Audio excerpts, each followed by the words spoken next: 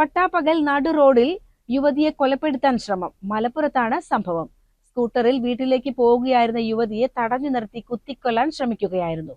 അക്രമത്തിനു ശേഷം രക്ഷപ്പെട്ട പ്രതി പാലക്കാട് നല്ലേപ്പിള്ളി സ്വദേശി PS അശ്വനായി പോലീസ് തിരച്ചിൽ തുടരുകയാണ്.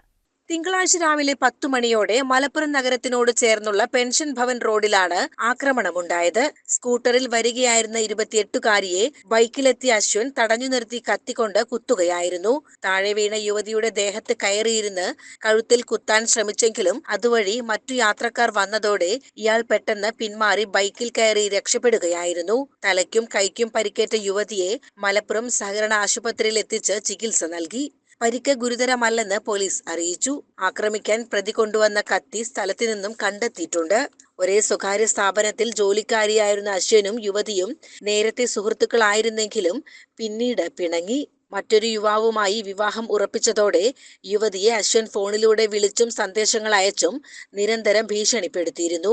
ശല്യം ചെയ്യുന്നുവെന്ന് കാണിച്ച് യുവതി അശ്വനെതിരെ പോലീസിൽ പരാതിയും നൽകിയിരുന്നു. അശ്വനെ വിളിച്ചുവരുത്തി ഇത് ആവർത്തിക്കരുതെന്ന് പോലീസ് താക്കീത് ചെയ്യുകയും ചെയ്തിരുന്നു.